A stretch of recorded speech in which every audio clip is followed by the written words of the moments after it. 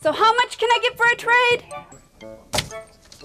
Well, I don't think bananas are worth what you think they're worth. If shopping for a new car drives you bananas, head to Community Auto Group in Mason City. We have the best selection of new and pre-owned vehicles. And you know, with Community, you're getting a straightforward deal from a straightforward dealer. I'd like to buy this car. No? Seriously? Next time I'll skip the monkey business and go to Community Auto Group. Motion of resolution. Do we have a second? Second. Any further discussion? We will take roll call vote. Yes. Yes. Yes. Yes. Thank you. Before you move forward, I think it just is probably important for people to understand the instructional support program levy and what it can be spent for and how it would be spent when we talk about spending the money wisely. It's really, when we talked about this initially, it really is the only levy that has the local control attached to it, in that it's local money that's raised locally and stays locally. It doesn't come from the state. It's how these dollars would be spent for people, because it can be spent as part of the general fund expenditures, not specific to buildings, but more about the people in our ability to hire and retain quality educators for kids in these schools, and also retain counselors. A few years ago, we had to reduce counselors before I got here. Be able to have those kinds of support services for kids in our buildings, and so this would be something that could help us do those kinds of things.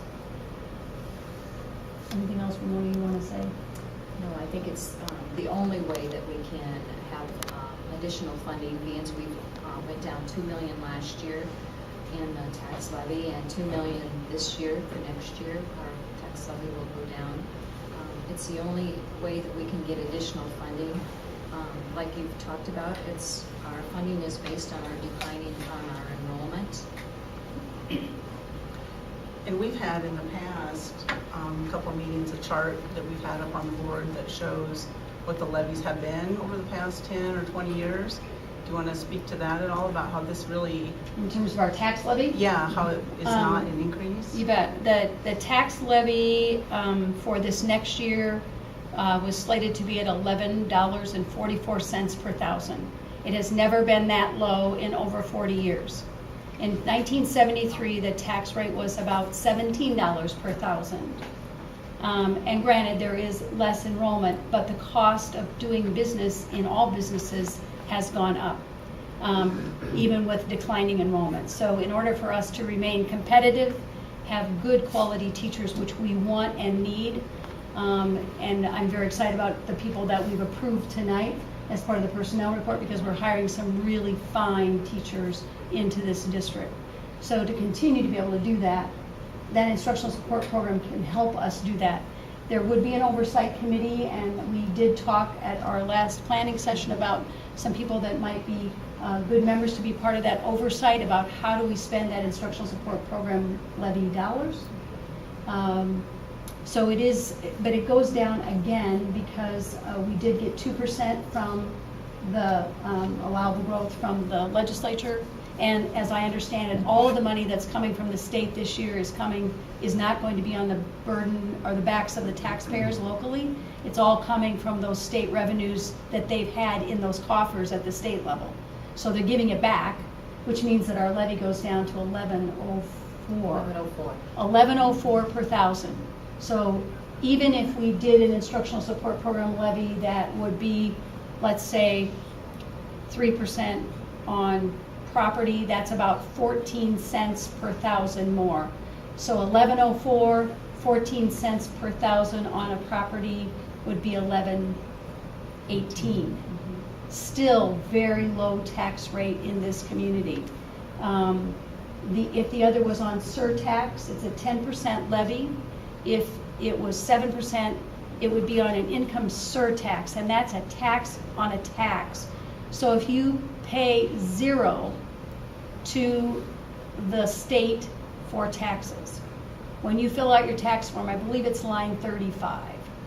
Well, I'm thinking that's what it is. Line 35 on your tax return, if it says you owe $100 to the state, they would tax that at 7%, so you'd owe a little bit more, and that would come directly to this community, directly to these schools, directly to help hire people here. So it doesn't go to the state, it comes directly to the school district. So that, what will come on the ballot is a 5-year period at the maximum of 10%.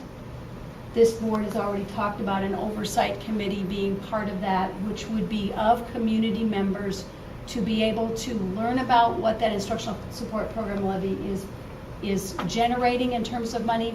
We probably would generate about $1.7 million total. However, the property tax comes in sooner than the surtax does. The district would not see any money until 2015 if it's voted in by voters this fall. So really, no money on the income surtax would even show up here until 2015. And so I hope that clarifies maybe some of the confusion about what might be out there. Is there anything else that I may have missed? I think we need to mention that our levy rate for this year was $13.11. Last year, it was $15.11 roughly, estimation. So you can see that we've gone down from a year ago, $2 per thousand, and we're going to go down another $2 per thousand on the financing that we're going to have moving into the school district. Our expenses keep going up, but our revenues are going down drastically. And this is the only way that we can put money back into our general fund.